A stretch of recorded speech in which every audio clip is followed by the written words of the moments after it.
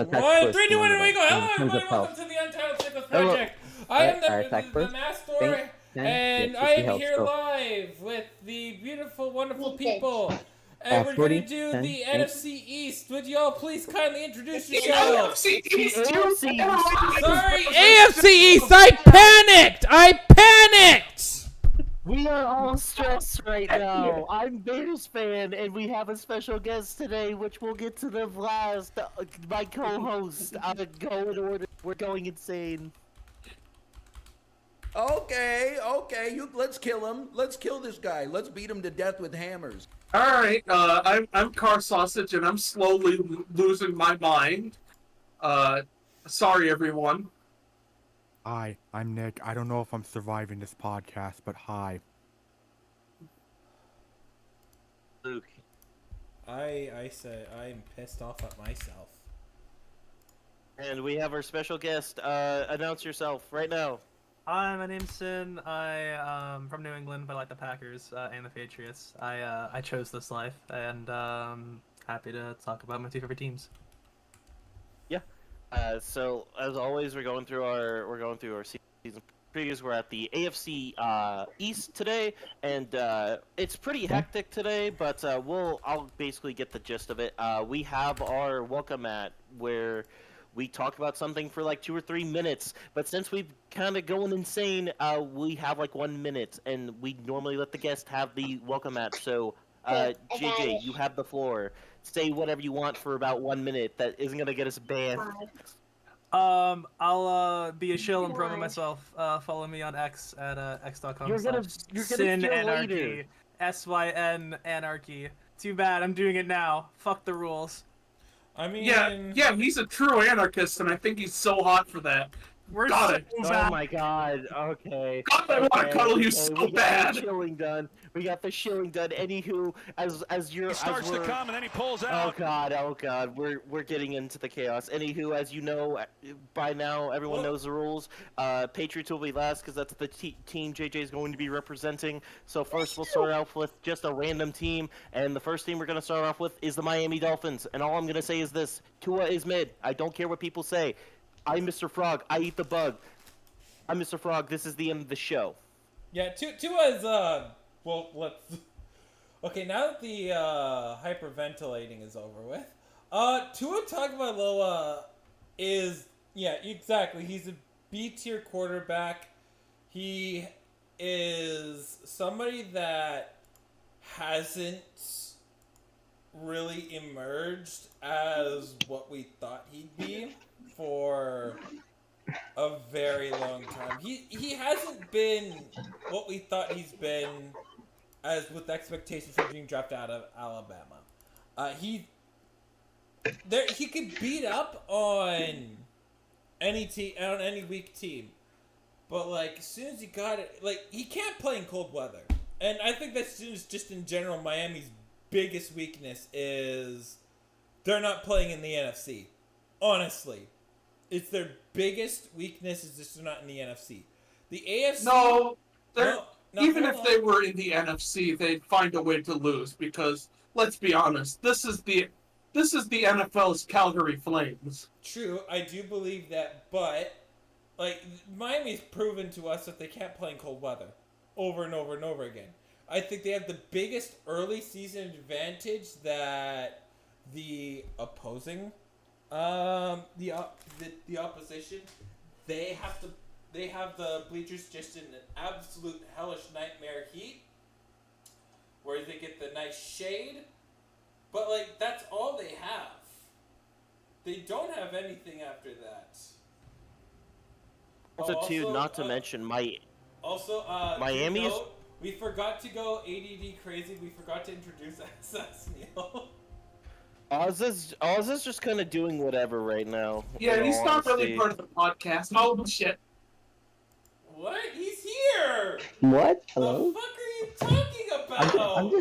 I'm just here. Y'all skipped me on intros, and I was about to say something. Muted. But then because I'm muted, you think I'm not listening? Yeah, buddy. Okay, stop it. We forgot to introduce him. But yeah, no, alright. Put the guns down. Hey, world. Aza is back, single and ready to Wait, are we mingle. starting the stream over? Oh my No. god. No, we're No, not. I'm fine with the No, intro. we're just getting the intro in Doing here. it We're live. just getting This it is- in here. We rushed the intro too much. It's fine. Back to the Dolphins. Yeah, let's get back on Can track I say what here. I wanted to say? Go Come on, ahead, go. Nick. No. No, you go ahead. No, you got Okay, something to all say? I'm just- Okay, all I'm gonna say is this: Miami is one thing in my mind, and that is a team that they are the modern day Kirk Cousins. They can beat on good team. They can barely beat on good teams. And when it comes to mediocrity and bad teams, they overperform. Even though they have a ton of offensive talent, there's a reason why they're not one of the higher end teams, and that's just because they don't have the guy that can reach them there. That's pretty much the Miami Dolphins in a nutshell for me. I don't know what else to say. Tua is not the guy. They need to do someone else. Well, I mean, my thing with Tua is this. I mean, there's a reason I've given him the nickname Hawaiian Dak Prescott, because, let's be real, he really is kind of a worse version of Dak. And last season, especially late, especially that playoff game against the Chiefs, really showed that, yeah, Tua really isn't that guy. Now, granted, if there was a good thing from last season for him, it is that he did stay fully healthy for like the first time in his NFL career. He played all the games, and considering how many injuries he's had in his first couple of seasons, that was obviously huge. However, this season is no question, I feel like Tua is already under the analysis that he's a quarterback that can be fine, but also can be very mid, and you're probably getting more of an okay quarterback with this guy. This season, It's also if a there's any time contract for year him, too. yeah, contract year. If there is any time for Tua to prove that he is more than just a decent quarterback, it's this season, because there's really no excuses anymore. I mean, I look at this receiving core, and obviously you have Waddle, you have Tyreek Hill. I just want people to know, the wide receiver 3 is OBJ. And for all of OBJ's flaws, having him as a wide receiver 3 is a pretty good thing. And the Dolphins have 3 young wide receivers on their roster here. Like, this is as strong as the wide receiver core as you could build for Tua. And if Tua can't make that work, that's going to be it's going to look really bad on him if he can't make this wide receiver core work. This is this What? quarterback room is a wet QB's dream, man. No, QB's you mean a QB's wet dream? Luke, JJ had something to say. Yeah, I was a bit struck by something that I heard. I think Nick said that he's just a worse Dak Prescott, but as much of a Dak hater as I am, and I really was up until this year, he should have probably been the MVP this year. Dak is a good quarterback. And Oh yeah, he is.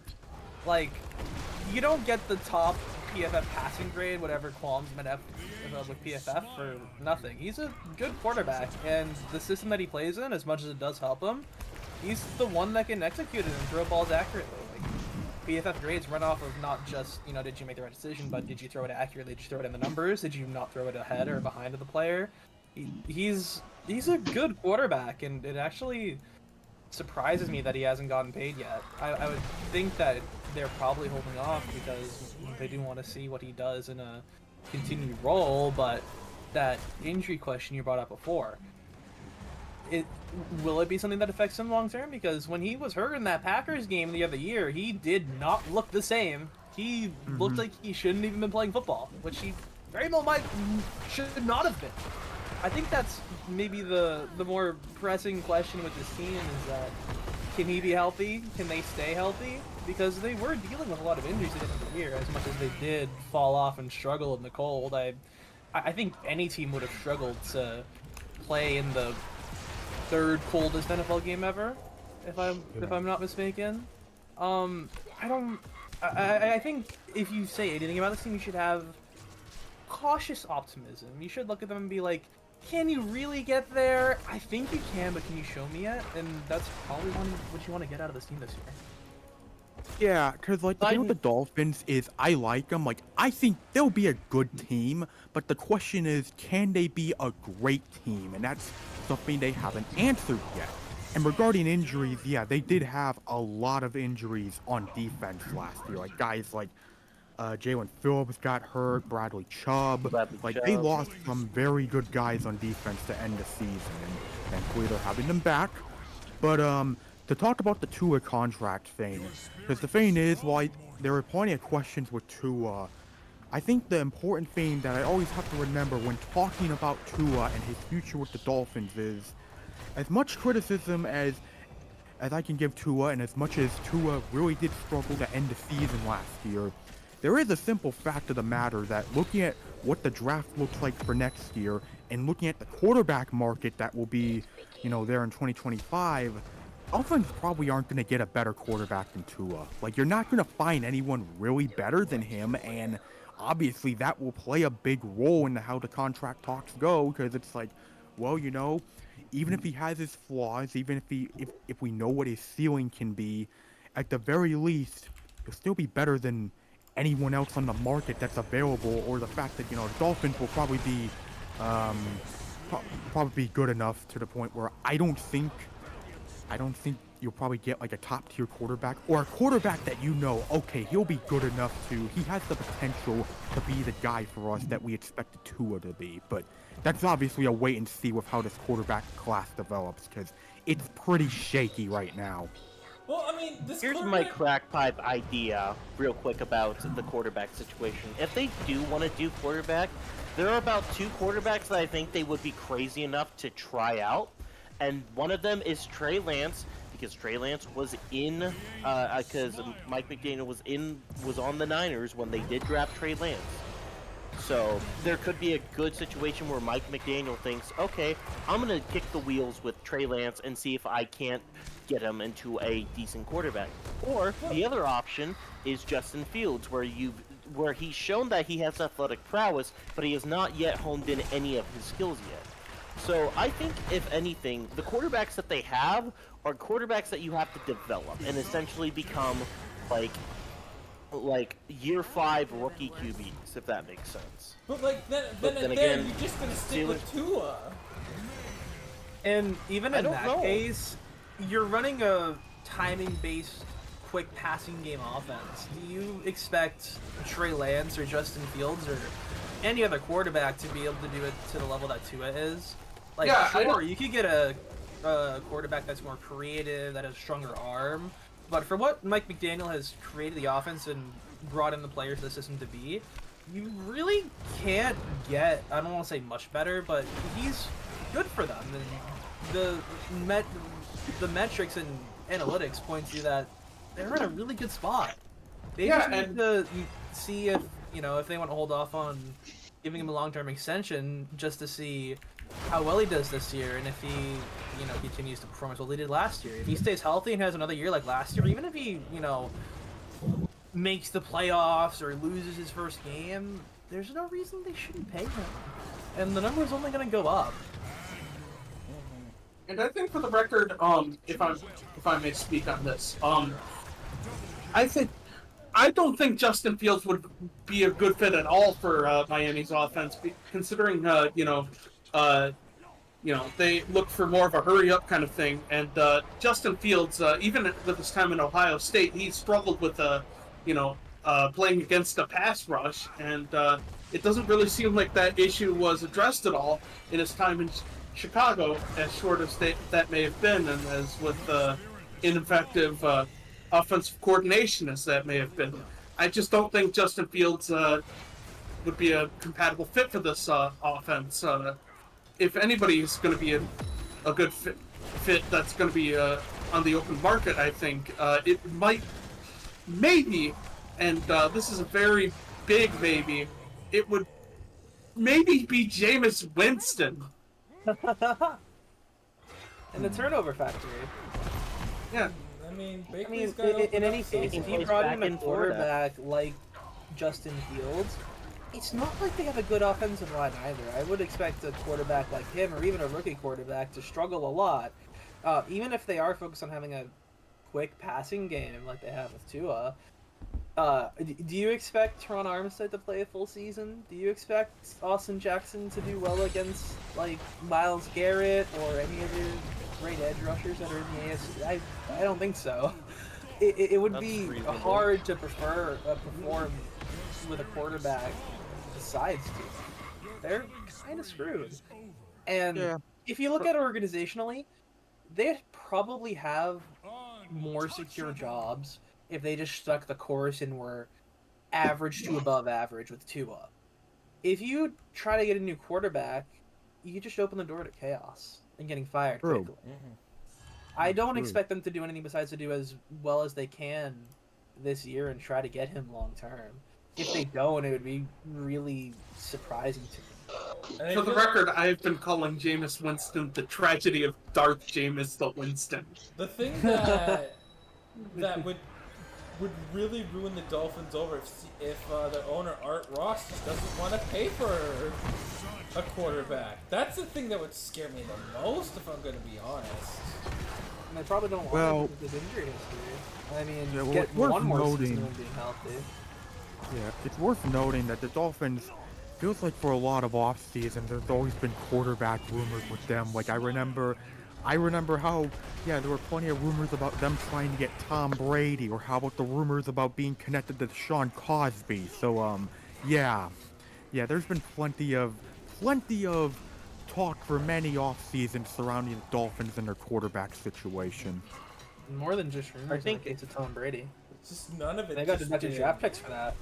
And it's all. This has all been under while Tua, like these recently been all under while they've had Tua on their roster. Like, I think more or less moving off of like quarterbacks and such, because as much as the quarterback situation is something to talk about, I do think it needs to be said that more than anything, that defense just needs to stay healthy. I know we mentioned that earlier, but like Miami was down like what, 6 of their 7 starters last year. Yeah, something around that. And like, it's just, I get that it happens, but like, they need their guys to be healthy, because otherwise you're gonna get another last year happen where you want to know something. You have a great regular season and you put up a 70-point bomb against a team, but then you get to the playoffs and would you look at that? You have to go up against the best quarterback in the league, and 7 of your 11 defensive starters are out. And now, I get the point of them wanting to stay above average to maintain stability, but if this team wants to really do anything, it's either that they have to take a risk and find someone new, or Tua just suddenly becomes this god. And until I think they get rid of Tua, they'll just be like middling 9-8, 10-7 territory, sometimes making the playoffs, sometimes missing the playoffs, just because of how stacked the AFC is right now. AFC, stacked AFC, absolutely. But I don't know. I think the NFC is the way of the future. Not yet. No. Not yet. Not even close. AFC is going to be hell for the next half decade. Yeah, it really will be. We'll probably Rodgers see retires, good quarterbacks. we'll get the pushed off Rodgers their later. team. If they're in the NFC, they'd probably be, on stable jobs. But it's a crowded room. Like you see Deshaun Watson, whatever conversation you want to have about him, he's about to get pushed out. And if he was in the NFC, not saying that I don't different, but you'd think that he'd be able to have more success in less of a crowded room. I'm not sure. Not to mention they can push him out. Honestly. They cannot push Deshaun Watson out for the simple reason that his contract is fully guaranteed. Meaning the moment they cut him, they got to eat all that money. Fully guaranteed. They restructured it? No. They restructured it last offseason for the rest of the amount to be fully guaranteed for him to take a pay cut for last season. His contract is fully guaranteed now. Yeah, and there's the big thing, not just with that, but also regarding the cap space for like a team like the Browns. We also have to talk about, we have to bring up that lawsuit that the NFL has to deal with regarding like the Sunday ticket. that yeah, there could be a big payout coming from that, and that could really affect teams. I think for the most part, though, the Dolphins, like, are just the curse of being in the AFC. This is the only division where, like 8 teams have, like, certified, like, top-of-the-line franchise QBs. Like, this is the only division that has that, and, like, in the AFC, you have, like, 13. I don't know. The AFC, you have 13 that you could consider to be in the tier of a franchise. 12 to 13. It is insane. And we've known about this about the AFC for years. We know there's 4 teams that I don't think has that guy. It's Pittsburgh, Denver for now. Raiders. Raiders. Yep. Jets. Tennessee. No, Jets have their franchise quarterback, Aaron Rodgers. For like 2 years. For like 2 Yeah. years. I don't know. I still don't. And I imagine that Kirk Cousins is going to be traded to the Jets. I think it's Kirk's going to New York after 2 years in Atlanta. That sounds about right. Yeah. The Vikings to Jets pipeline is crazy, dog. That's really what so excited about. Kirk will I'm be sorry, JJ McCarthy. Your new god has arrived, Aaron Rodgers. Damn you! But Even JJ's made the joke. Even he made the joke. Even he said but yeah, but I think realistically, we know how hard the AFC is. It's a division that probably could get hard. Who knows with oh my god, I'm blanking on him. Drake May, right? Who that's probably the real tick, because if can you imagine if Drake May is a stud, the AFC would have and Bo Nix is a stud. The AFC could have 14, man. meanwhile, the Raiders are stuck with Gardner Minshew for eternity, and they're damned the hell. No, Hey, they're don't stuck with on our Shadur Lord and Sanders. Savior Aiden O'Connell, okay? Listen here. I'm sorry. Aiden O'Connell. I've always said this. He was overrated at Purdue. I never thought he was that good. And now that he went to the Raiders, that's the punishment he deserves. You know who he is? He's Sam Coach Darnold. brother. No, he's not. Turnover problems in college. Horrible NFL QB. Am I wrong? Am I wrong? You're not. Yes, 'cause Also, you want to know what Aiden O'Connell is? He's not Josh Blackwell. He's that Buccaneers quarterback. That Josh Freeman? Josh Freeman. He's Josh Freeman. He's Josh Freeman with a fresh coat of paint. Oh no. Damn. I'm offended, personally. I'm offended. I'm not. You saw Josh Freeman play 1 game for the Vikings. Hush up. And it was enough to know that he was cancer for the eyes. Yeah, no, But, Josh Freeman kinda did moving not, off did not pass the test. But to kind of move past the Dolphins, because we got to get to the other teams, we have floors and ceilings. Yippee! I will start. For my floor for the Dolphins, if everything goes wrong, they can easily be a 5-win team. But if everything goes right, I don't know. Maybe you win 12 games, and you get to host a playoff game before getting curb stomped by like Buffalo or the Bengals. I'm gonna go. I mean, they're 4-7 wins. I think they have way too much of a talented receiver cast to be any less than 7. It's Jalen Waddle, Tyreek Hill, Odell Beckham Jr. I'm pretty sure most quarterbacks, even the not so good ones, could figure this out. You know. I don't think it's gonna be too hard for any QB to really figure it out. I'm pretty excited to see about the Dolphins this year. I think their ceiling's 13 wins. I think they could have, like, again, a very heavy calorie season where, you know, regular season they're pretty good, but come playoffs they get exposed. I could see that absolutely. I'm gonna go. Yeah, I'm gonna go 13 wins, ceiling, floor 7.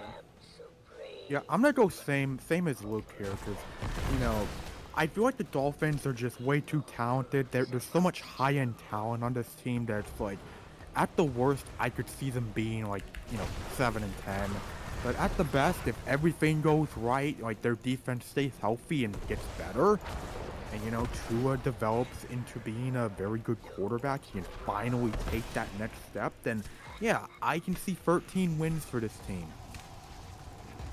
Yeah, I'm gonna have to agree with you guys. But unfortunately, I think we all know how this ends. They come out of the gates hot. They make a gaudy trade at the deadline to make the Skip Baylesses of the world go, oh my God, maybe the Dolphins will do something. And then they sputter out, they sneak into the playoffs, and then they get absolutely smoked when they have to start. I don't know.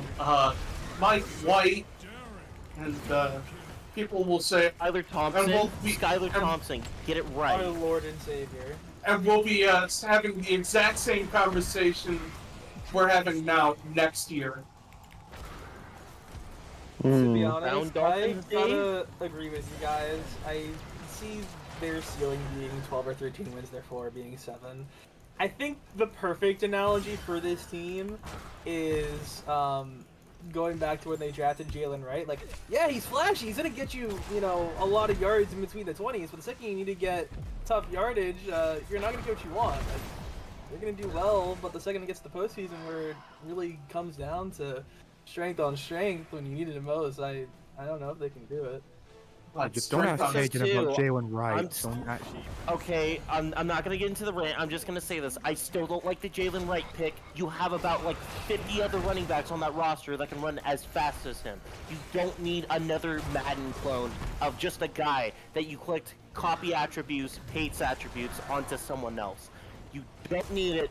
You have Raheem Mostert. You have the other guy that I can't remember, but he had one good game. What round was he selected? You have A-Chain. 4. The 4th round. That's fine! Devon. No, they could have drafted. Let's not forget that both Raheem Mostert and Devon Achane were hurt at different points of the season last year. Hey, good point. Devon Okay. Achane. I'm not gonna bitch about a team drafting a position of that's not really need in the 4th round. If it was like a 3rd round, I'd go, okay, you're a little crazy, but that's a 4. 4ths are. No. Let's not forget the Raheem Mostert's 32. Yeah. Oh Okay, yeah. he's the GOAT. He's the GOAT. We get it, he was a bear. Okay. Okay, did everyone Shush. do their floor and ceiling? Yep, okay. Everyone do it. Oh wait, Azza, what's your floor and Yes? ceiling? What's your floor and ceiling for the Miami Dolphins? The floor is 0 and 17, and the ceiling is 17 and 0. Absolutely. They've already made that joke Moving this on. week. I did say the joke, but that's For the simple reason. For the simple. Moving on. Buffalo, we're on the Buffalo Bills. Okay, Buffalo Bills. Sorry, Dave's already made. Azza, Dave's made the joke already. But let me. I know, but you didn't let me give the reason. No, don't care. Moving on. We don't have time. Sorry. We don't have time. Yes. Alright, then let me go first. Alright, then let me go first on Buffalo then. Yeah, I can do that. Okay. Alright, anyway, it's not a joke when I say that the floor is 0 and 17 and the ceiling is 17 and 0. For the simple reason that there can be an alternate reality where that can happen.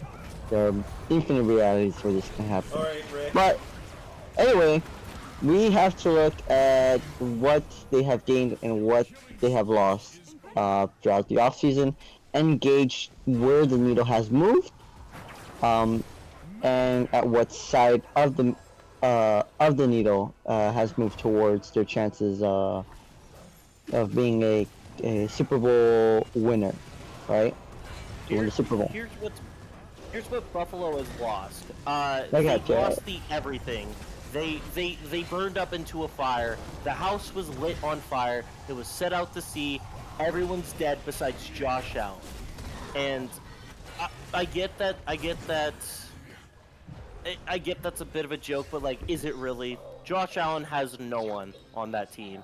all the guys that are around him are guys that they're hoping that they'll develop into guys that will help Josh Allen when it's 5 years from now and not right now. Buffalo is like Miami, but the thing is, they're the opposite of Miami, where Miami has all the answers at everything minus quarterback. Buffalo has the quarterback, but has questions basically everywhere. I agree with you. The thing that Looking at this depth chart, the thing that I really want to make more of an importance of is that most guys, when they cut because of their cap situation, were often injured and couldn't play a full season. So with that in mind, I don't think I can really ogle at the blow up. It's certainly, don't get me wrong, it's going to be one of those seasons where they're going to be hoping and praying. Right, like they traded, like this is a team that traded out of the first round just to get stuff, you know, just to get more stuff. yeah. Right. Like they're No, I banking get that, on a lot but to happen. the thing Yeah. is too, they don't have a receiving core. I mean, Whoa, wait, okay. Stephon Diggs for like Well, hold pennies. on, but here's the thing. Can I talk about that? No. If you're gonna tell me that they were statistically better when not targeting Stephon Diggs last season, then yeah.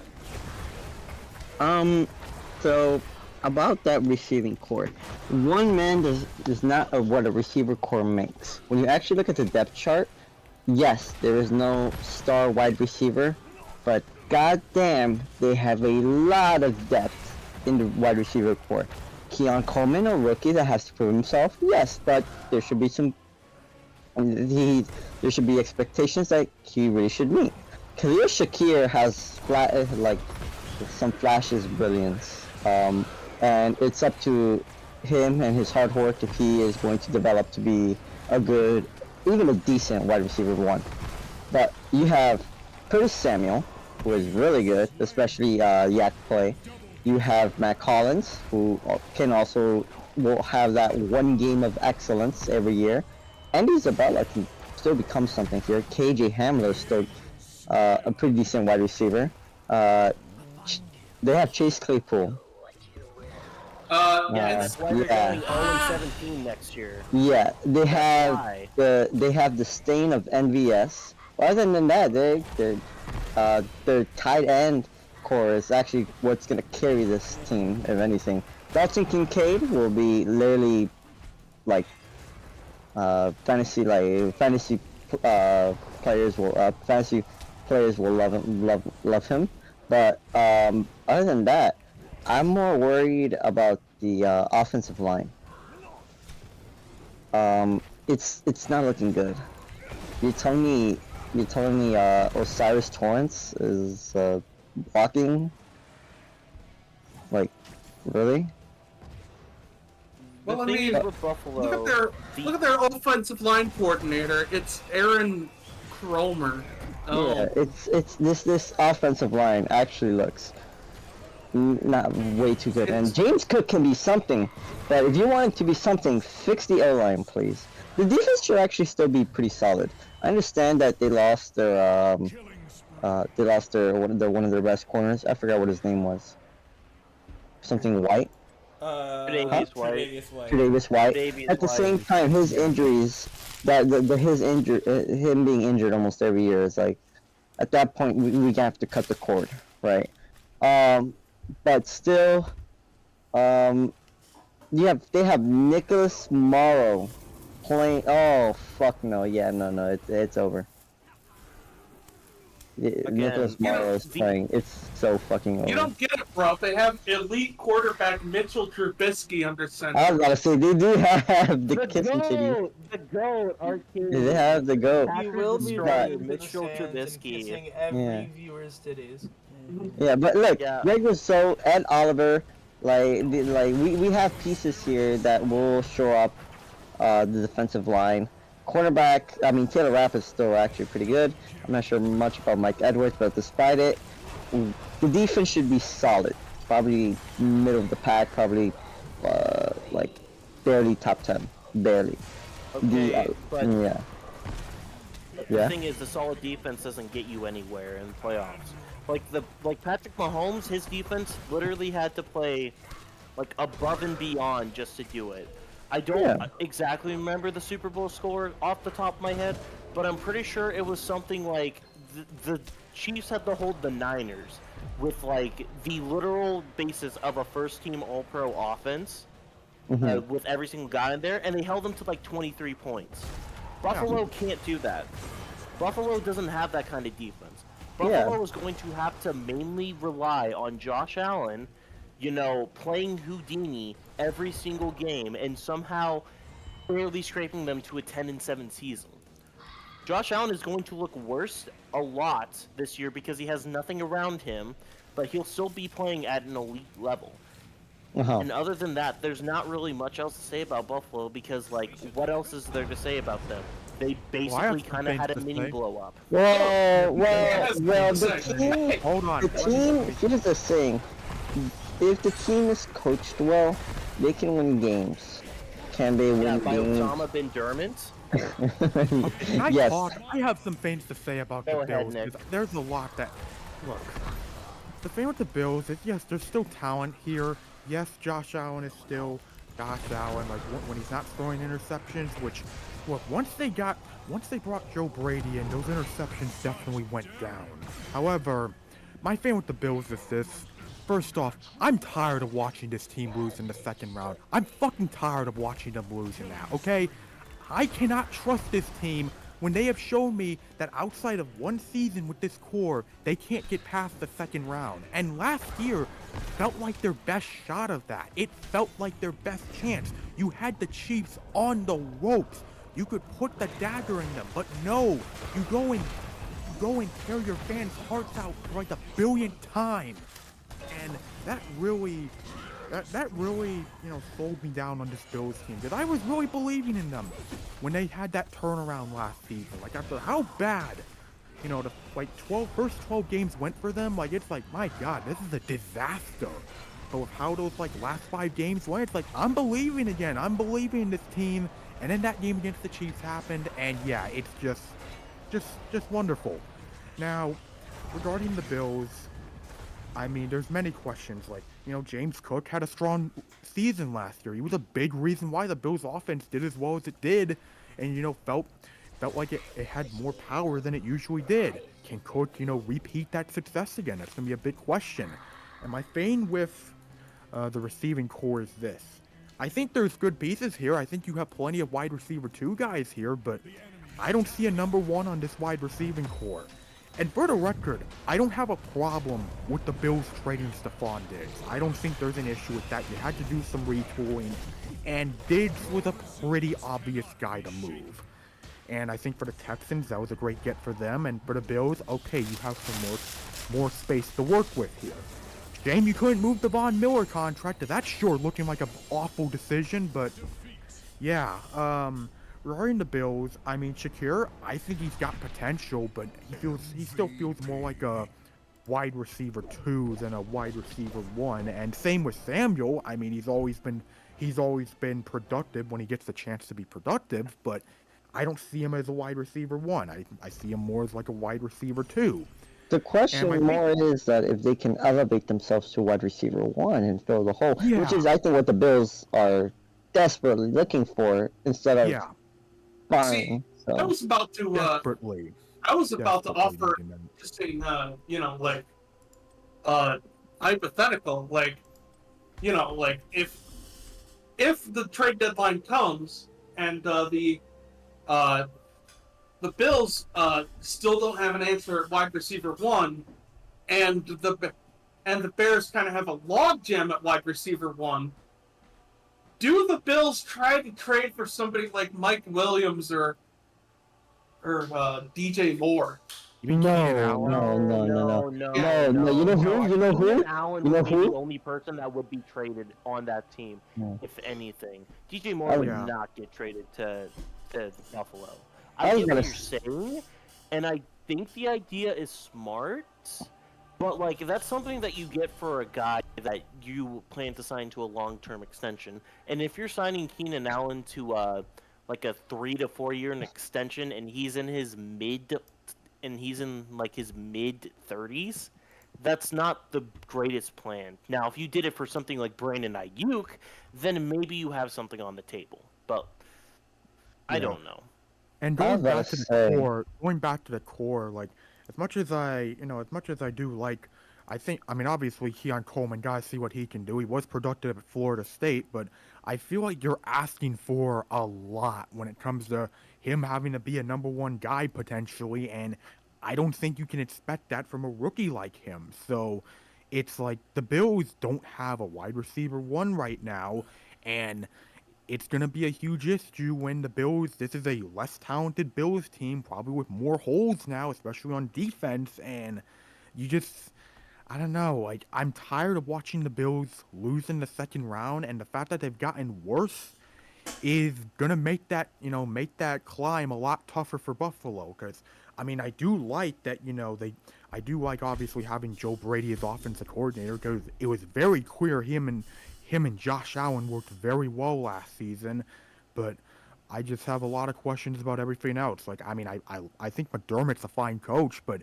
I've also been under the impression he's been past his expiration date for a bit, and, last season, during that really bad stretch, it sure looked like, the Bills sure looked like a team that was being run by a coach that's past his expiration date, and, if the Bills, don't get past the second round, or God forbid, they go worse than that. Like, I think McDermott gets the axe, and frankly I think Brandon Beane also gets fired, because I feel like he's had enough time to get this team, to build a team that can get past the second round. I agree with you. I want to have JJ say something, because we kind of have been trumping over them. Go ahead if you have anything to say, JJ. I don't have a ton to say about the Buffalo Bills. Their roster screams mid in the best way possible. Like, good players, you're gonna do okay, but you're not gonna impress anyone. Like, they're gonna eat games away because they have a good defensive coach and a good offensive mind and a good quarterback. But you look at their receiving core, you say Dalton Kincaid, slot receiver, Keon Coleman, slot receiver, Curtis Samuel, slot receiver, Khalil Shakir, slot receiver, Matt Collins, Let's go slot gambling. receiver. Let's go fucking gambling. Let's see if one of you works in the X or the Z. Like, Marquez Valdez-Scantling and dang Chase it. Claypool are not going to do it for you. You're just going to shove Keon Coleman into the X when he hasn't proved he can, produce there, to the degree that you might want someone to in an offense like this where it's going to rely on him.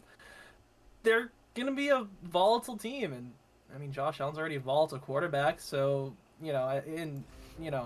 he's tough at quarterback, rightfully so, but they're going to struggle a lot this year, and I think they're just going to have to take it and hope that they execute well enough as a group. There's, you can be excited for their potential in the future, but right now it's kind of sucks. Also, they drafted somebody who's British. The Bills drafted somebody who's British. Oh god, I'm British in it.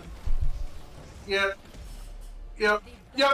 Some guy named Travis Clayton from Basingstoke, England.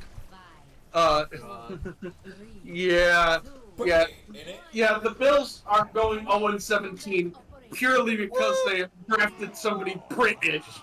Anyway, the two notes I have. First of all, I forgot they have Will Clapp now, so center should be good now. Second of all, if they're gonna trade for a wide receiver that we know is gonna be wide receiver one in like a year or two, why not trade for Jake Bobo? It's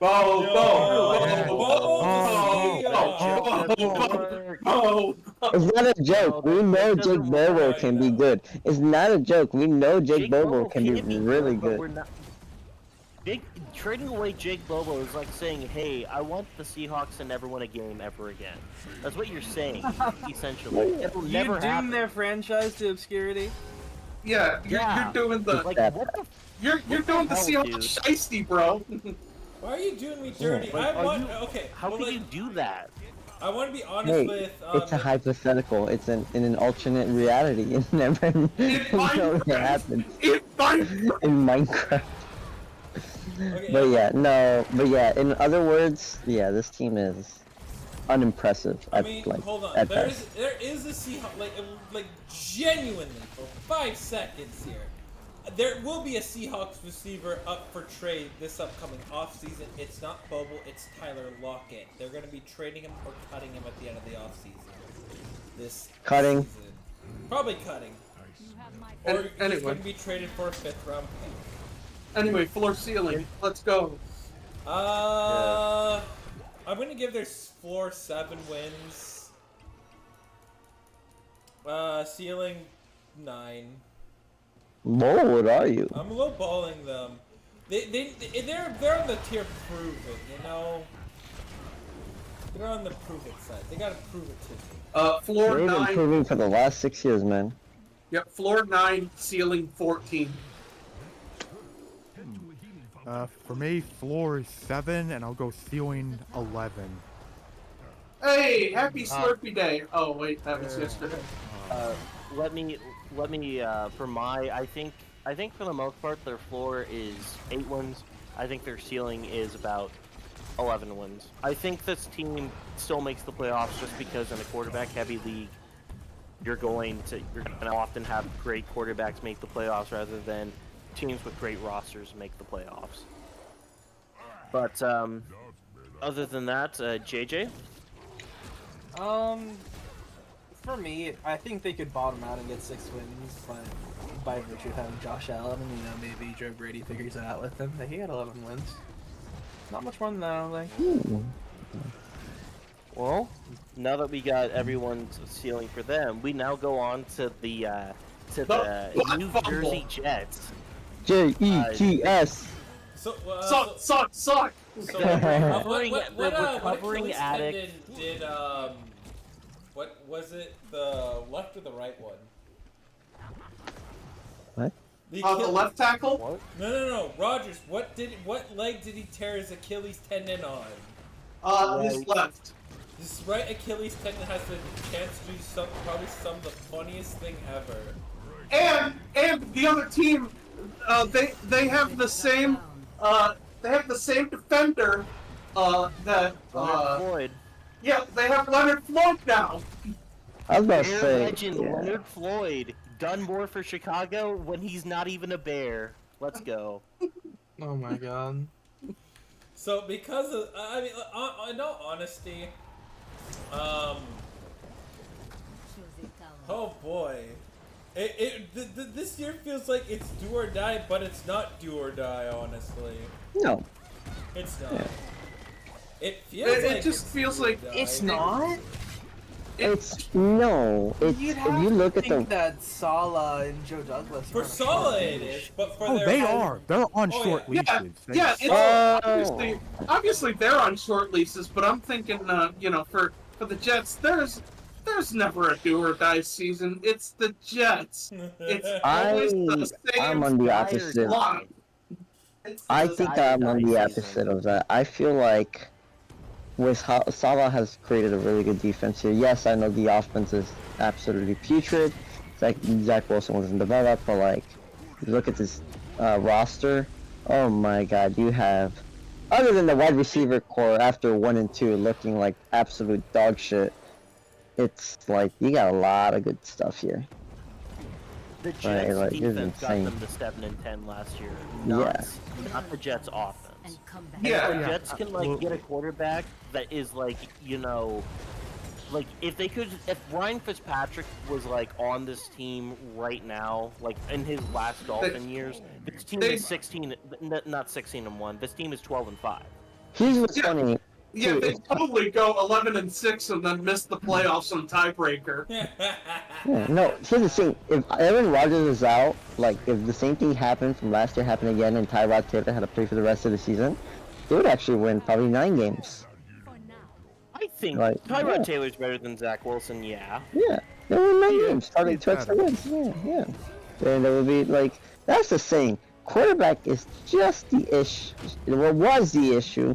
Now it should be fixed if something happens to Aaron Rodgers. They're not fucked, but they're not going to reach their full potential. Playoffs and break the streak? Yes. Contenders? That- No. Cause the Jets, like, right, with their quarterback play, it's been well documented for years, and nothing has changed because we only saw, like literal 5 minutes of Aaron Rodgers out there last season. But, like, literally, the Jets need a quarterback that can just be mediocre. That's literally what they need. Be mediocre, and you are probably gonna get 9 wins. That's literally what they need, because they haven't had respectable quarterback play since Ryan Fitzpatrick, and that's really saying something. They could put Justin Fields in here and they would be a contender. Would they? I'm sorry, I just had to do. I'm sorry, I just had to do like a Taegan type hot take for a little bit. What do you mean a Taegan type hot take? You know exactly what you mean. You said Justin Fields would be good man. Listen, That's you a said, pretty hey, hot you take. said Drew Lock would lead the New York Giants to 10 wins. Yes, he would. Over Drew Jones, yes, he would. But he's not leading them to 10 wins. You think hot dogs are for old people? You think hot dogs are for old people? What the fuck? They are. They are. That's a I'm one sorry that good my game of Drew Lock. intellectual is higher right now. I'm sorry that I have 100. I have 100 IQ right now. That's pretty average, not Yeah, gonna lie. 100 is literally the average, dog. What are you talking about? Look, The classic hot take. What do you by do Taegan for again. IQ? Listen, no, I don't have a lukewarm IQ. listen, you're what they used to call me, advanced class. What the fuck?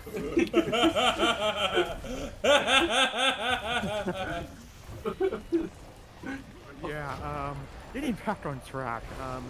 The thing with the Jets is, like, I like what they did with their draft this year. I love the Olu pick. I think Malachi Corley's a strong pick from Western Kentucky. Waylon Allen, I love that pick in the 4th round. And obviously, Jordan Travis, good picks around here. But, with the Jets, it's just like, I just want to see them go out there and play. Like, go out there and play and just pray to God Rodgers doesn't get hurt like 5 minutes into the season, because that's basically Let's what will make make it for 10. great. The line is much better. Let's double The line it. is much better now. Right? I have It's bad not news. I agree. I- Yeah, the line's better. Please, goddammit. I have bad news. Their current quarterback coach is Todd Downing. Oh, fuck off. Well, it doesn't matter who the coach is. You have Aaron Rodgers.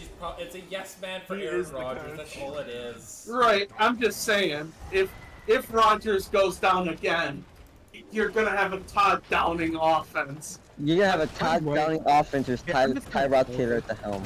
Todd It cannot Downing get doesn't handle more boring pocket than that. offense. It cannot get Yeah. more boring than that. Yeah, I'm just gonna call it though. I would not be surprised if the refs are in the Jets' pockets, because the NFL, when they were asked about why they scheduled so many Jets games for prime time again, they basically said the Jets owe us one.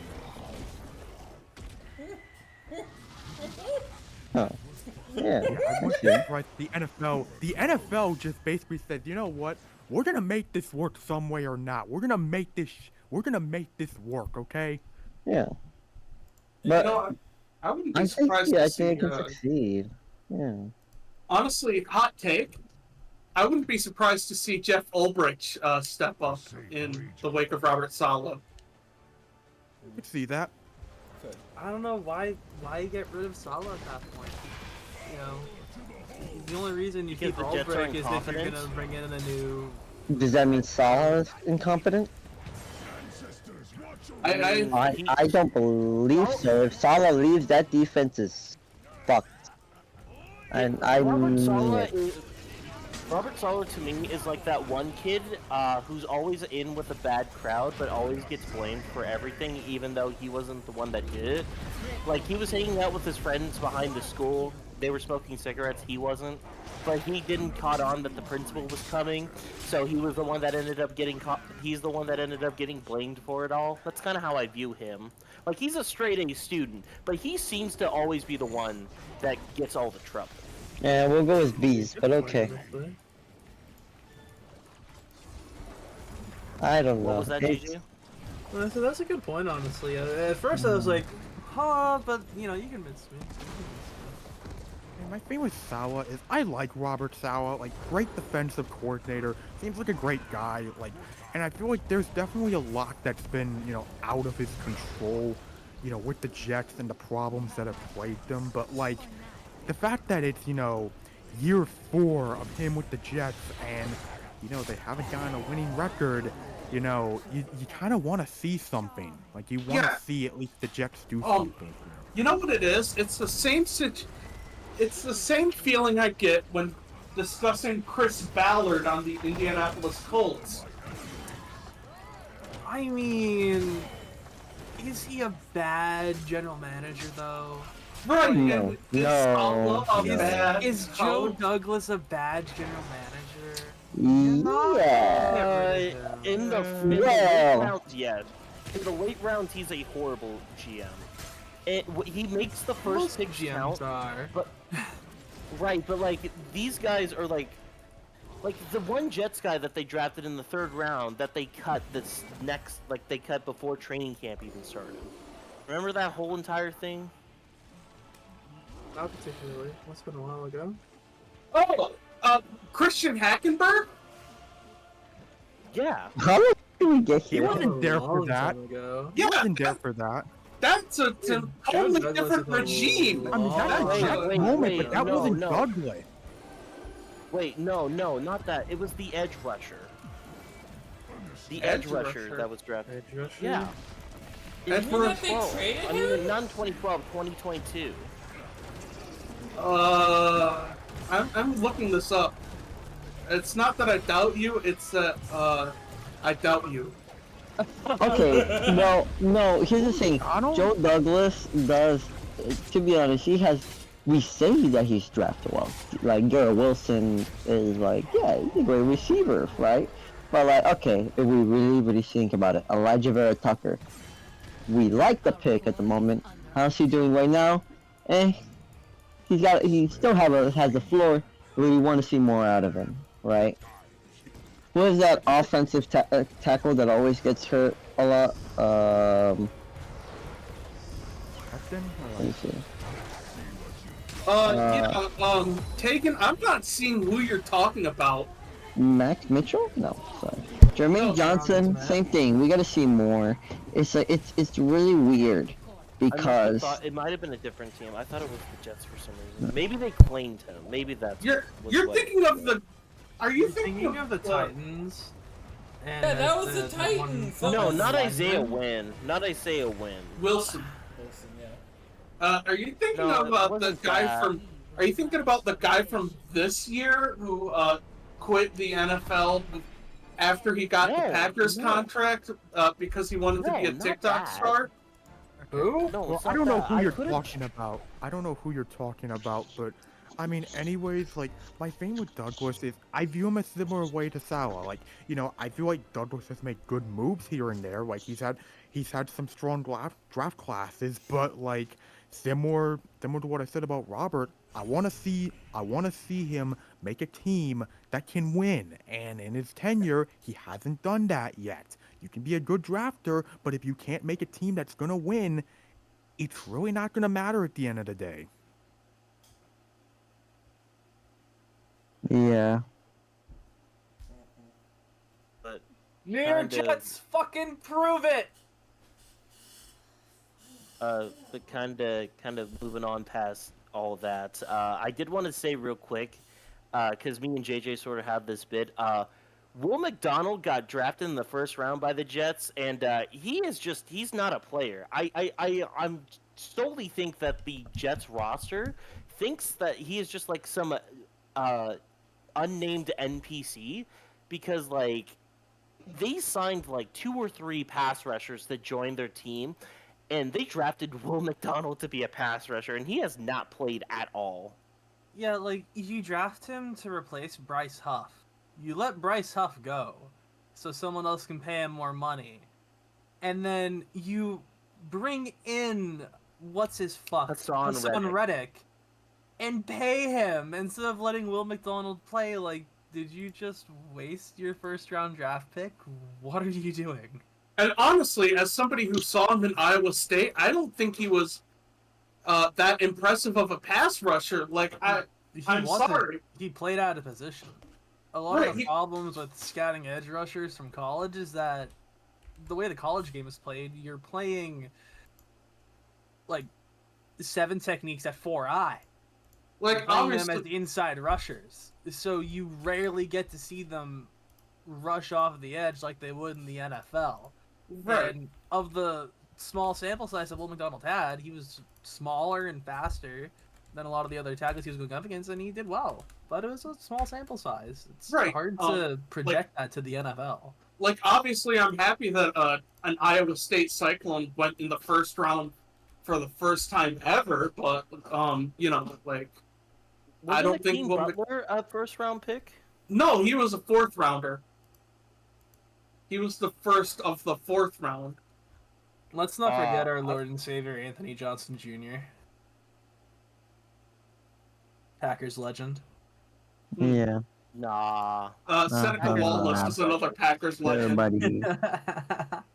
But we are kind of dragging the Jets on a little bit. I think we should probably get this all wrapped Floor up. and ceilings. Yeah. Yeah. I'm Floor floor is 3. Because Aaron Rodgers' right Achilles tendon has a chance to do the funniest thing ever. And We're so back. And I'm not confident. I'm gonna go with a ceiling. It's just 9.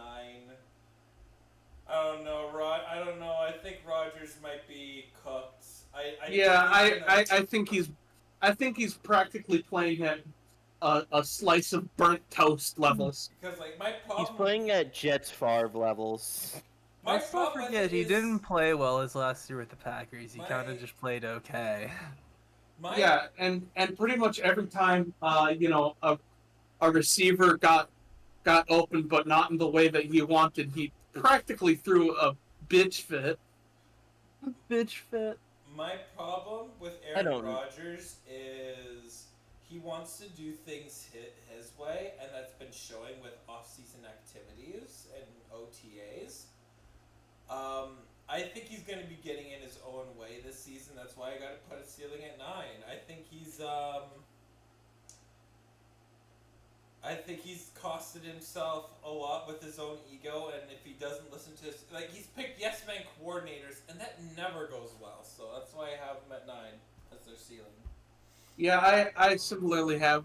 I pretty much have the same as you. I think for the Jets... Oh, you can go ahead, Nick. Actually, no, go ahead first. You can go ahead. No, that's fine. You can go ahead. Okay, well, you know, for the floor, if things go wrong, because the Jets have a talented enough defense that they can find a way to win games by defense only. But given how, you know, taxing having to go through the same stuff that killed them last season again would be, my floor for the Jets is 5 wins. And, you know, for the ceiling, the thing is, yes, I understand the concerns about Rodgers, but the way I see it, it's like, there's plenty of talent on this team. And the fact of the matter is, even if Rodgers is a shell of his former self, a freaking shell of Rodgers is still better than what they had last season. So I would say this, I think a ceiling with the talent they have, they could find a way to get 12 wins. So ceiling's 12, floor is 5. If you're the Jets, listen, Aaron Rodgers, hearing what I've heard about him this offseason, all I can say now is that Aaron Rodgers is the Hulk Hogan of the NFL. He has the "that doesn't work for me, brother." He has that mentality. To kind of keep mine kind of quick. I think the Jets' floor is 8 wins. I think by far Tyler Taylor's a better quarterback than Aaron Rodgers, and we saw what their ceiling was last year. Right. Not Aaron Rodgers. I didn't mean Aaron Rodgers. I meant Zach Wilson. Jesus Christ! Quarterback. No, it's on the record now. It's on the record now. Two elite quarterbacks in New York, ladies and gentlemen. Drew Lock and Tyrod Taylor. Classic hot take from Taegan. Oh my I'm god. not saying a hot take. I messed up. Like Marby's got to his head, folks. I'm not. Okay. Okay. Whatever. What's your floor Whatever. and Ceiling 8, floor. I mean, floor 8, ceiling 12. Let's just move on to the Patriots. Let me get one in. Oh, my bad. Sorry. Now, And then- I know this is New York and this is pure coincidence. I think their floor is 9. I think their ceiling's 11. They're gonna be good, but I don't know how. They can't be bad. They can't be great. They're just gonna be good. That's my feeling on it. And then they're gonna miss the playoffs because Exactly. it's the Jets. All right, Ozza, It's what's gonna your come floor? down to the final game of week 18, and they're gonna lose like Aaron Rodgers lost 2 years ago. Okay, Ozza, what's No your floor? playoffs for you. Ozza, what's your floor and ceiling for the Jets? The old Butte fumble. I don't think You there, Ozza? I don't think he's I in. think he's dead. All right, Thank you. All right, now let's talk Never mind. about the Patriots.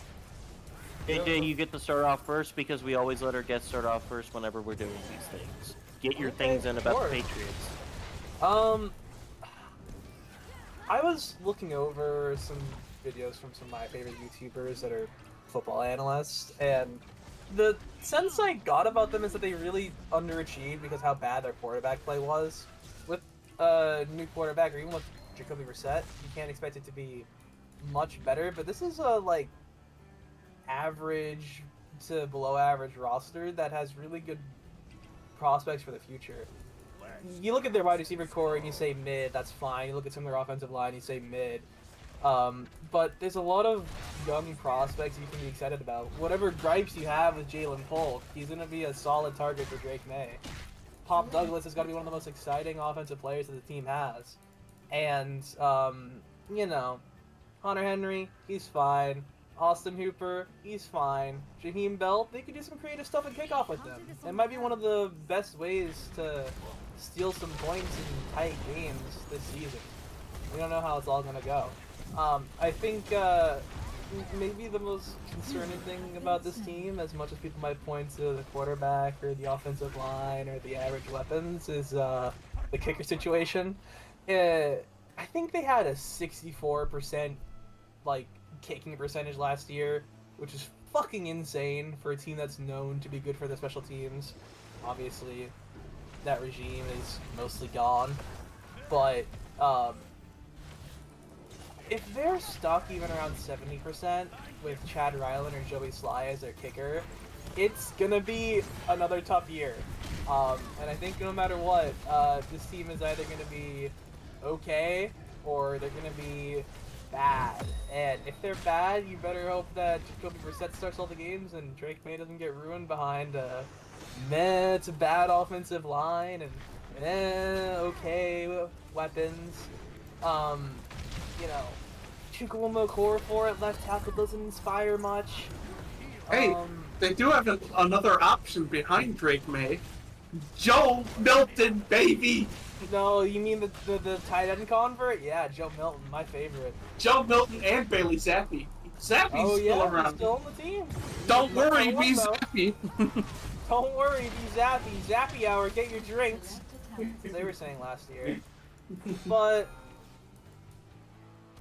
when you look at the roster from top to bottom, with the exception of like an offensive line spot or, you know, receivers, they're just fine. They're fine, and they have good prospects for the future. You look at the defense, you're like, this is good.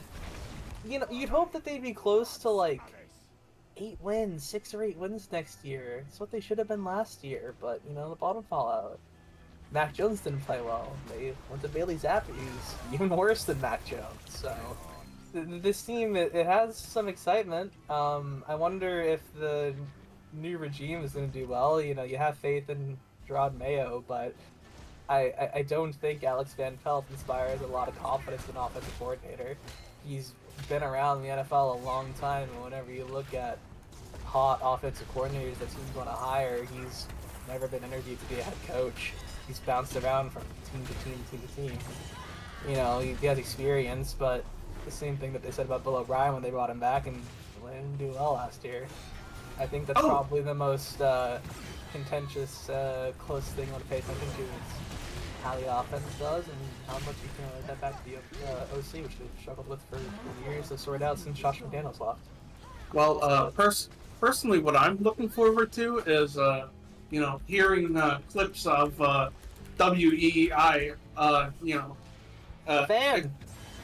Explain how they're not racist, but Gerard Mayo just needs to go for reasons. Yeah, Boston. Boston's gonna have a fun time with Gerard Mayo. They have to get used to this shit. It's not gonna be pretty. I mean, I find with the Patriots, it's this year, it doesn't matter. They can be the worst team in the NFL, doesn't matter. I think the big goal for them is do not start Drake May. I think if they start Drake May year one, it's good as over for his career. I mean, we've seen the Brett Coleman video, right? Of how his mechanics needs a whole nother year to really adjust to the NFL level. He looked really off in some moments at the Tar Heels. I want to cheer for people to do well, but I don't know if it's gonna be him. I like Drake May. I think he's got the potential to be the franchise quarterback for the Patriots, but looking at the roster and what he would have to work with, this is definitely the season where you do not want him starting immediately. You need to have Brissett, start things off, just so if things go bad early, well, at least he's the one taking the, at least he's the one taking the punishment out there. But with the Patriots, I mean, there's guys at least on the receiving core. I like getting Jalen Polk. I think that was a great pick. I mean, Javon Baker's got some potential for that core, but it's just, I feel like for years the Patriots receiving core has been pretty bad, and I feel like last season really topped it off of seeing how god-awful Juju Smith-Schuster was, and yeah, that was pretty rough to see, because I had to watch some Patriots games last season when I had to watch some, and yeah, they were pretty ugly to watch. And by the way, speaking of the Patriots quarterback thing,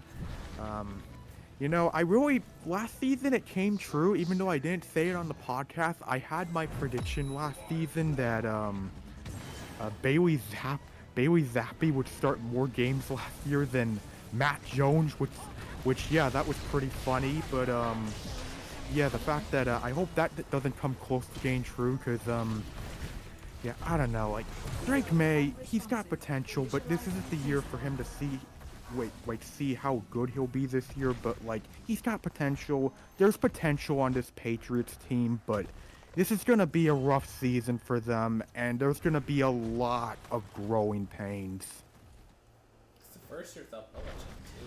That's something that, I mean, this season, you could be really ugly 3-14, but could have a very hopeful for your future type thing. If you see yourself, you're a couple pieces away, or even if that Josh Allen's first rookie year,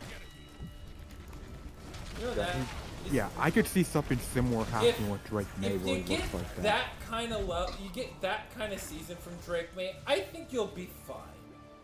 But yeah, let's not forget that Josh Allen was really mid for 2 years and showed signs his third year. I saw the potential in him since his rookie season. I thought he was going to be really good. Yeah, there's always been potential with him, but the third season was obviously when that truly showed out. I will say with New England's defense, well, there's definitely, I don't expect it to be spectacular or even close to that by any means, but I will say this. If there's any guy I'm interested in seeing having a bounce-back season, it's Christian Gonzalez, because he looked really promising at the start of last year before he suffered that injury to basically just end his rookie season. And it feels weird to say this, but the moment he got hurt, it felt like everything just fell through the floor for the Patriots last year. Yeah, they didn't perform horribly out of the gate. They almost beat the Eagles week 1. Not to say the Eagles were the best team ever, but the Eagles ended up being 10-1 to start the year. Yeah. The wheels just fell off. My question with the Yeah, Eagles. like that Cowboys game and then the Saints game, like that was basically the sign that, oh dear, this is pretty bad.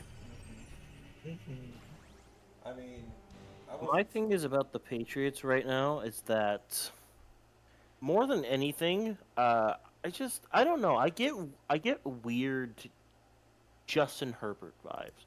You know how like the Chargers started at the beginning of last season. Hey Jugger Bear, we're doing. Welcome to the podcast. We're doing the Oh, Patriots. I'm sorry. You're good. I'll He talk to left. him later. But no, it's fine. I'll talk to him later. It's fine. But anywho, I get weird Justin Herbert vibes from Drake May, where the initial plan is that, oh hey, we're gonna start the backup guy, but Jacoby Brissett is gonna get hurt by like week 3 or week 4, and then Drake May is just gonna go off, and it's gonna be to a point where it's like, gee man, I don't know, we have to play him if we're going to look like a competent organization. That's just kind of the vibes I get. It's gonna be a new era. I'm really interested. It's gonna be a new era. Robert Kraft, is he in his 80s? Oh yeah, he's old. He's wicked old. It's wicked old, bro. Yeah, it's wicked fucking old.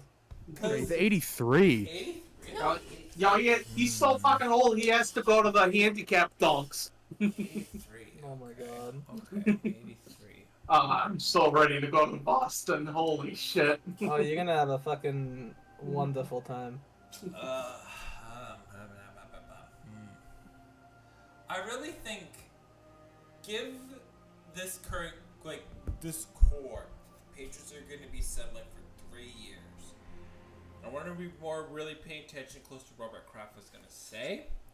I really think if there is a glimpse of him wanting to sell the team, and the reason why I say that he's 83, and he's already had the dynasty with the Patriots. They've already won it all, many, many times. And we've seen teams, after dynasties. Remember the Niners, the dominant Niners of the 90s?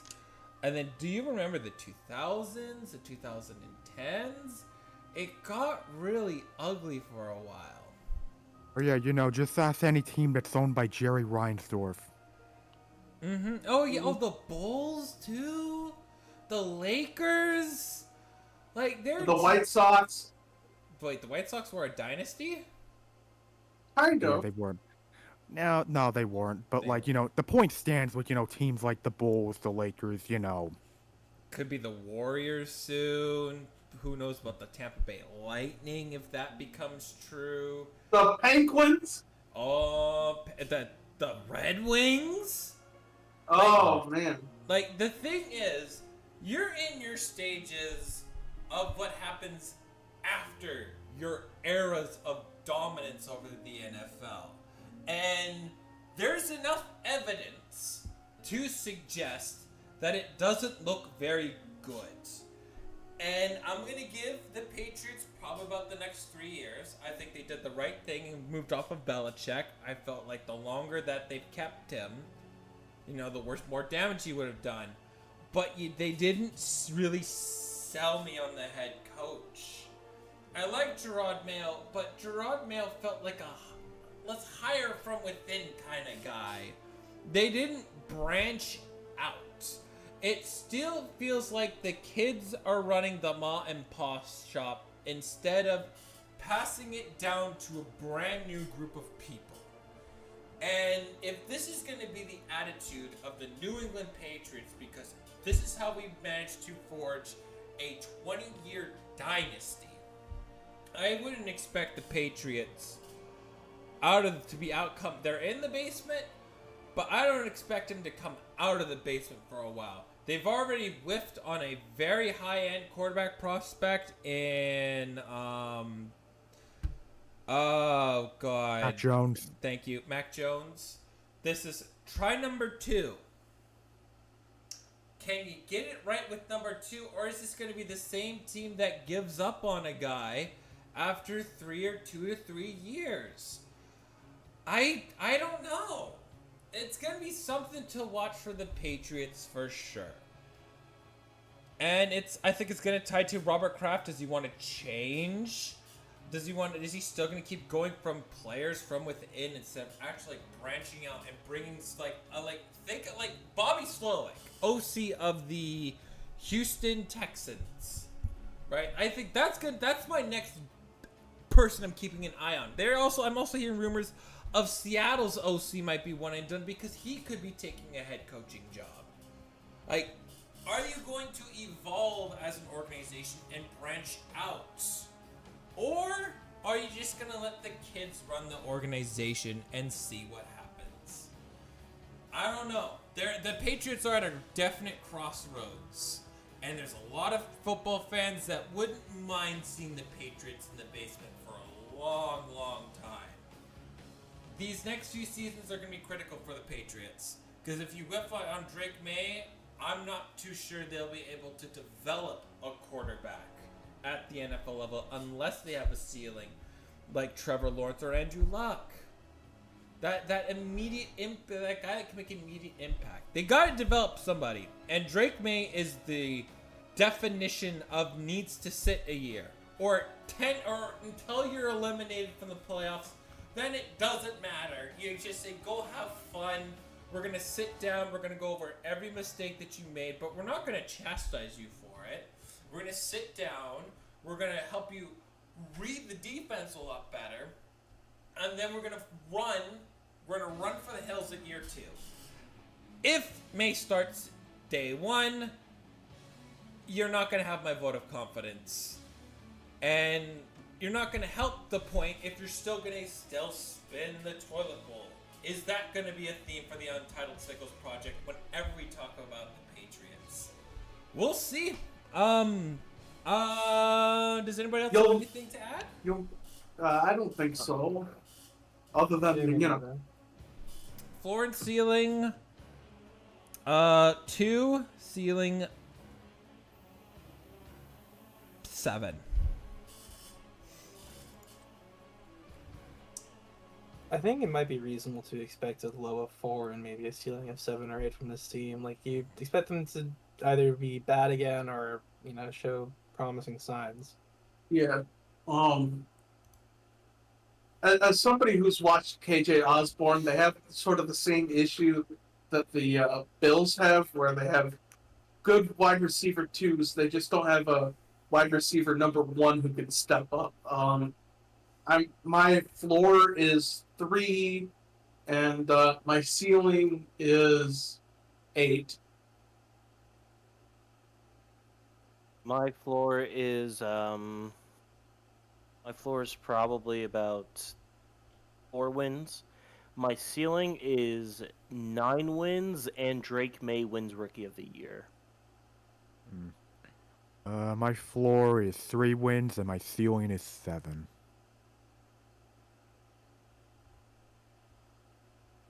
Alright, Anyone else who needs to go? Anybody else? No, Oz is gone. Okay, I'll make sure I'll the end before his picks. Alright, we're on to pick'ems. I messed up. Oh, yeah. We picked the wrong... for last week, we got the wrong game. And I think that might have been how Google ordered it. I blame Google for this. Yeah, sure. Blame Google. Because Montreal and Toronto played yesterday, and we didn't get the game. So... Also, to JJ, our pick'ems is basically like games that we pick throughout the year. So normally we have our guests come along and they pick games as well. I don't think we kept track of the record at all. We haven't kept track. Because if we had guests every single week, starting with the UFL, I think I would have kept track, but... Alright, so, I'm gonna say something bold. I think the, Argonauts win their match against the, LUS. Well, they played yesterday. I already seen the score! I was stunned by it, but, yeah, I've that's a whiff, so there's only 3 games, because we have tomorrow, we have tomorrow's game already. I already have a Calgary, and, oh, god damn it. Jesus Christ. Oh, it's How are you Edmonton. so bad at Sorry, this? it's Edmonton and Ottawa. It's Edmonton and Ottawa. Tomorrow's Edmonton and Ottawa. I have that.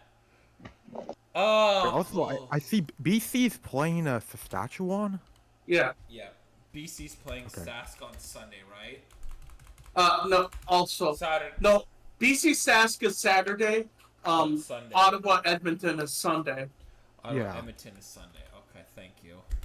Hey guys, I just want to say real quick, it's kind of getting a little bit late for me. I gotta It's okay. get up ready for I'll work. ask you for your pick'ems later. Yeah, thank you. Yeah, I gotta be at work at 7 in the morning, meaning I gotta wake up at 5. So Very yeah. understandable. Don't worry Fine. about it. Yeah. Okay, so Friday. Okay, oh my God, I fucked up last week and I've not recovered from it. Okay, so I've got Calgary, let's pick Winnipeg. They played. That's at a final. That's done. Okay, and then we got Montreal, Toronto. That's done. Edmonton and Ottawa is Sunday. Sunday. Okay. Sask in BC is Saturday. Tomorrow. Yep. And then oh right, that's what fucked me up. So it's Edmonton and Ottawa and Winnipeg and Sask. They both play Friday. Yep. Next Friday. Yep. Okay. Good lord, I'm just I'm stressed about stuff. So You need to like breathe every now and again, okay? It's ADD, Spencer. It's my ADD. It's so hard for me to sit down and. Skill issue. Breathe. Okay, so let's get going. I need Sask in BC because that's what I have on my thing first. Yep. BC Lions. Rough Riders. I'm going. I vote for BBC. I'm going for BC. Sask is playing Shea Patterson. I'm going BC. And you said BC. I choose to be different, so Saskatchewan. Okay. Saskatchewan. Okay. All right. And then I have Edmonton and Ottawa already. I have that already. Still ask JJ because JJ. JJ, who would you pick? Edmonton. The Ottawa. Oh, you're picking them. Okay. I don't know anything about the sport you're talking about, so I'm just going off City. Edmonton's sister class is the Mr. Beast team of Canada. They really can't play in the fourth quarter. They they'll play strong for like first, second, and third, but once the fourth quarter hits, they forget how to play football. But they're sounds like every Edmonton team, doesn't it? yeah. Womp womp. But like they're so much better than they were last year, but they still can't get the job done. Anyways, we now Might as well be talking about the Oilers. Yeah, exactly. We go to Friday. We have Edmonton versus Ottawa. Again. Edmonton! I will take Edmonton, because you know what? You gotta win at some point. Taegan, who are you gonna take? Ottawa. Ottawa.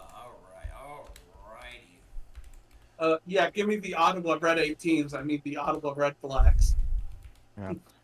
You know, I'm gonna regret this, but for the first matchup between these two, I'm gonna go Edmonton, and then the second matchup, I'm going Ottawa. Okay, I already have your good. You already said. Ooh, the home team advantage. Yeah. Ottawa. Spencer, who did you say again? I'm gonna take the Ottawa Red Blacks. I made the joke of the Ottawa Red 18s because that is a Lethal Company joke. We're so back. Winnipeg and Saskatchewan. I'm going Sask. Give me Winnipeg, baby. They have one of them. How can they lose? How can they lose? Give me Winnipeg. Winnipeg it is. Don't make me Going joke. Rough Riders. I mean, it's a win, and there's also pegging. Alright, Spencer got it. Boy, oh boy. You're actually getting the joke. Okay, coolio. I didn't hear Anyways, the would joke, anyone so- like a Pick'ems update, or do you want to save it for a mystery until We already know. I already have week access one to of it. the So. preseason? But anyway, Also blew a first place. Ozza blew a 4-point lead. He blew a 4. Like he gave me all his pick'ems too. I mean, he's been participating behind the scenes. He gave me all of them and swing and a miss. So, all right, I'll make sure I'll have to ask. Yeah, he went full Javi Baez, but Indeed. Anyways, Thanks again for JJ for joining us. Taegan, if you're tired and want to go to bed, you can go ahead. I've got Yeah, you can do that. No, We're I'm not fine. I'm fine. Because I wanted the welcome mat to be a rest in peace to NCAA 14. And I saw, I had to see the video from Not the Expert. Okay, I might be wrong. I think EA did not fuck up for once. It's a miracle. The years of disappointing me with Battlefield games and Star Wars Battlefront, whiffing on every Madden, not really evolving NHL. They finally have done a sports game right. NCAA 25 looks actually very fucking good. Holy cow. I can't wait. I can't wait to play it on... we literally did a Sickcos video on that. Go check that out for that hashtag engagement. Like, the thing about it, too, is, like, the people, most of the, like, I did some research about it. Most of the people behind it were part of the college football revamp team, a mod for NCAA 14. And... this could be the groundwork for probably the next best sports game series, because currently it's MLB The Show. That's hey, Luke, not to currently interrupt #1. you, but JJ has to head out, so I kind of want them to get their show done and out of the way. Sorry, I'm not trying to interrupt you. It's just they have stuff that they got to do. I didn't want to chill. I just wanted to make sure I could say goodbye and thank you. No. This is something that we always do at the very end of each episode. Yeah. You get your 30 seconds of chill. Oh yeah, I'll take my 30 seconds at the beginning and put it back here. If you'd like to follow me, I post very silly stuff on Twitter at SynAnarchy, SynAnarchy, twitter.com. Yeah, that's pretty much it. Hope you guys have a good night. Thank you for joining us. Of course. Yeah, me too. yeah, I love to see it. Later, bestie. Hope we get a chance to talk soon. Hell yeah, we will. Yeah. Bye-bye. Bye. What a cutie patootie. Goddamn. Alright, Thank you. You can anyways, continue on, Luke. NCAA 25, like, the level of detail, like, I didn't think EA could do it. I've seen it all, like, I've seen all the promises that they've made, and it's been years and years and years.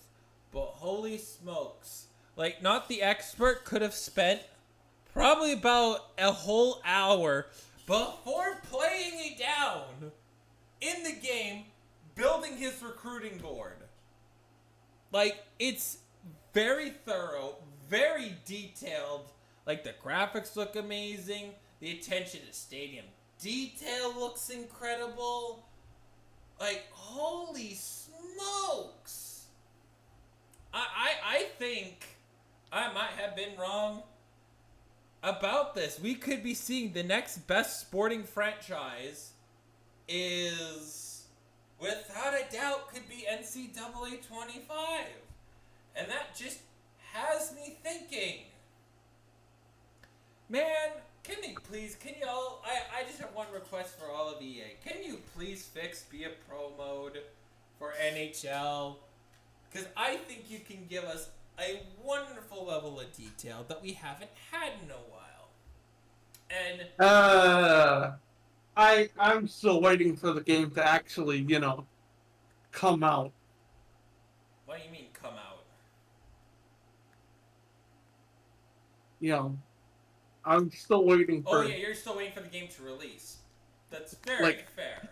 I'm waiting for that before I make a judgment call on whether they're so back or it's once again over. Over. Yeah, no, that's fair. I understand that, but from what I have seen and I have looked at it, and I'm going to be playing it. I pre-ordered it like a month ago too, so. The work. Yeah, it shouldn't surprise you. It shouldn't surprise you. And does it surprise you that I called you a dork? No, And it shouldn't surprise you that I pre-ordered it. It shouldn't surprise you at all. But We're anyways, predictable. I can't wait. I'm going to be playing it. For those who pre-ordered it, it releases Monday at 1 p.m. PST. So that's... I can't wait. I'm going to be certainly playing it. I'll let you guys know how I feel. How I feel about it. What my first impressions are. I'll probably be doing a wish list for NHL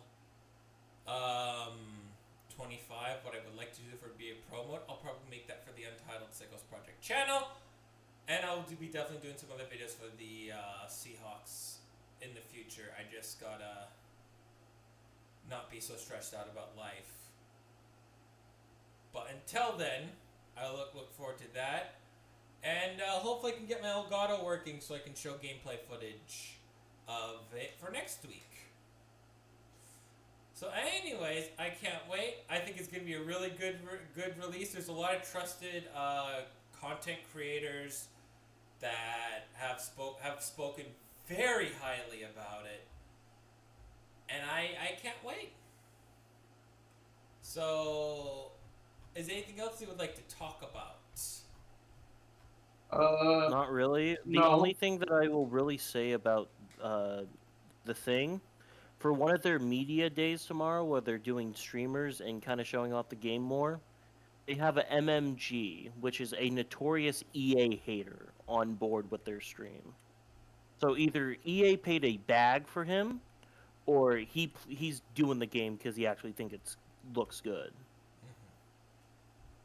My mind is going towards bag. I'm sorry. I'm gonna be the cynical asshole here. Oh, Spencer, I understand being a cynical asshole. Oh my god, I've played, like, they haven't, I probably, like, again, Battlefront and Madden and Battlefield and Anthem have scarred me forever for EA, so I can't trust them as far as I can throw them, but from what I've seen, it's got the potential to be probably the next best sports franchise. And I hope it is true, because MLB, it shouldn't be that hard to beat MLB The Show. It shouldn't be. Like, it's good. I like what they've done, but, like, they haven't evolved a lot since then. So, I really hope that this is, like, the next best modern sports game, because, oh my god, the market just really needs it, and I imagine it will sell very well if it's the case. So I certainly can't wait. I just have absolutely zero faith. Oh, that's understand. Oh, Spencer, believe me, I understand. I always like completely this fair. week. That's fair. It's EA, man. No one should trust EA. Yeah. No one should. Anyways, Like I saw the evolution of the Skate series. I know what's going on. Anyways, I think that's gonna do it for us today. Thank you very much. Next week, what's the division next week? AFC North. The AFC North. Ooh, this should be. And I got our guest already. We got the Browns, we got the Bungles, we got the Stillers, and we got the Ravens. I can't wait for next week. Till then, I will see you all later. And of course, have yourselves a damn good one. I might be streaming on the Untitled Sickcos Project YouTube channel Wednesday, playing NCAA 25. I'm gonna try streaming at some point this week. It won't be Monday, because I'm at my mom's on. I'm spending a night at my mom's house on Sunday because it is her birthday. All right. Anyway, see ya. Bye. See ya. Au revoir, my friend.